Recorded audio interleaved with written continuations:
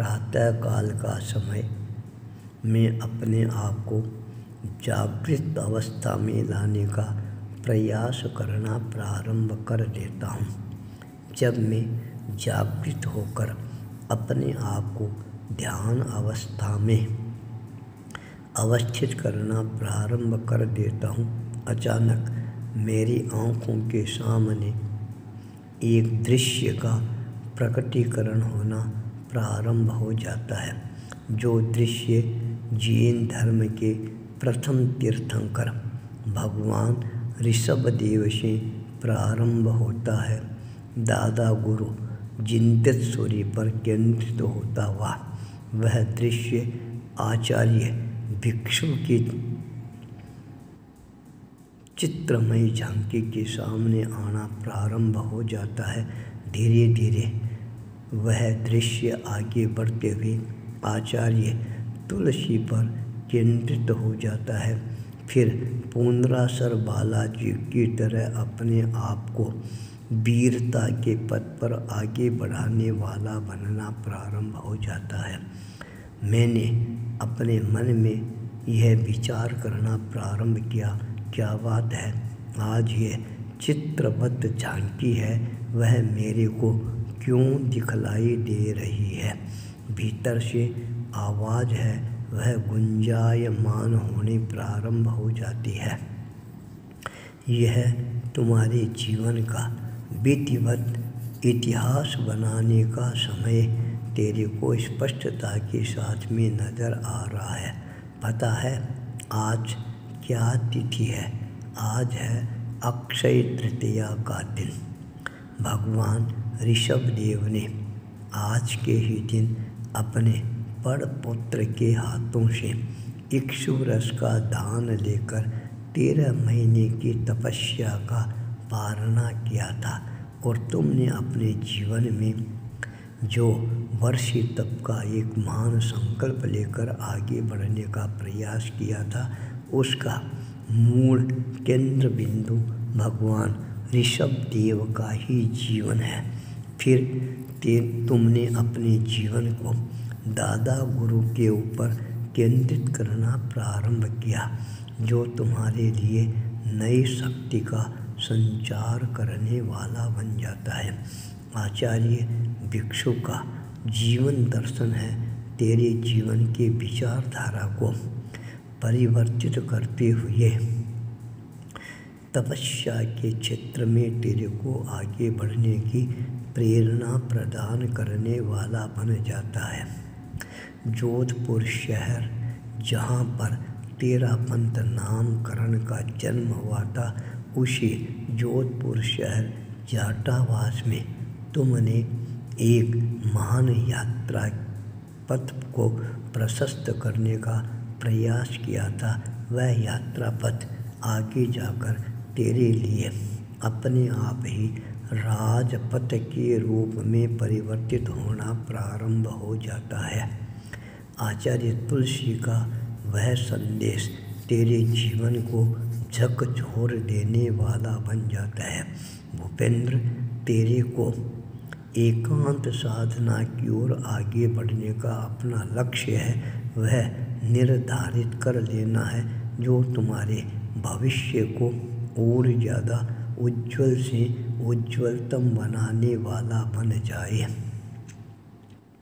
पुनरासर बालाजी तुम्हारे बोथरा कुल के जन्म देने वाले प्रणेता के रूप में उभर कर सामने आए थे। वीर बालाजी के नाम से आज वो पुनरासर बालाजी के रूप में अपनी प्रख्याति बनाते जा रहे हैं। 36 कौम के लोग उनके चरणों के अंदर आकर नतमस्तक होते हैं। उनकी हर कल्पना को साकार रूप प्रदान करने के लिए वीर बालाजी उसका सहयोग करना प्रारंभ कर देते हैं। तेरे को भी तो वीर बालाजी पुनरासर ने ही ये शक्ति प्रदान की थी, इसलिए तुम अपने शक्ति प्रदाता को इस भारत की धरती पर प्रकट करने के लिए अपने आप को संकल्पवान बनाने का प्रयास किया था। उड़ीसा प्रदेश के कांटाबाजी क्षेत्र में तेरा प्रमुख भगत गणेश सुशील अग्रवाल ने तेरी कल्पना को साकार रूप प्रदान करने के लिए उड़ीसा प्रदेश के कांटाबाजी क्षेत्र में 52 गजा बालाजी धाम का निर्माण करवाया था। और तेरे को पता है, तुम 30 तारीख को राजस्थान की राजधानी जयपुर से प्रस्थान करके छत्तीसगढ़ की राजधानी रायपुर पहुंचते हुए कांटाबाजी पहुंचकर 3 तारीख को वहां पर अपनी गादी की स्थापना करोगे।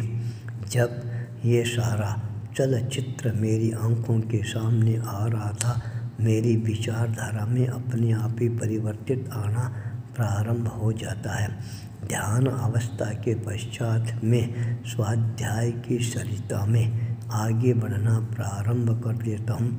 स्वाध्याय मेरे जीवन को आनंदमय शक्ति प्रदान करने वाला बन जाता है।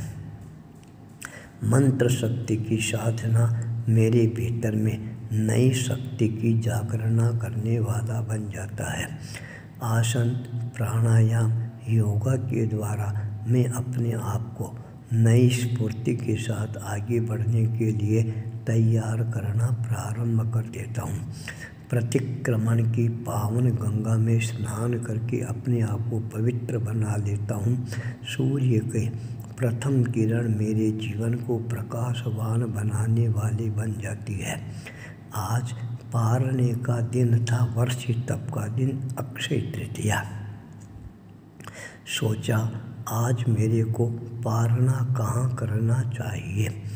तत्काल मेरा ध्यान है वह केंद्रित हो जाता है जयपुर शहर में सुमन कुंज की तरफ, जहाँ पर मेरा भक्त मेरे को साधना करने के लिए बार बार निवेदन कर रहा था। चंचल जी कुंडलिया, सुजानगढ़ निवासी, आसाम प्रवासी, वो विशेष रूप से आसाम से चलकर आए थे, तो पहले पारने का जो अवसर है उसको ही प्रदान करना चाहिए। यह सोचकर मैंने 23 तारीख को सबसे पहले उनके हाथों से ही चांदी के कलश के द्वारा दान प्राप्त करके अपना पारना खोला था। तत्काल मेरा ध्यान मेरे संसार पक्षीय बुआ की बेटी लालीबाई पर केंद्रित हो जाता है, जो बहुत दूर से चलकर त्रिपुर से चलकर जयपुर में आई थी।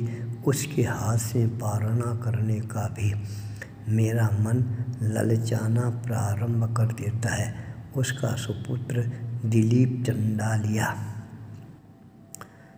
त्रिवेणी नगर में रहता है, उसके हाथ से भी मेरे को पारना ग्रहण करना चाहिए। तत्काल में उसके आवास पर पहुंचने का संकल्प करता हूँ।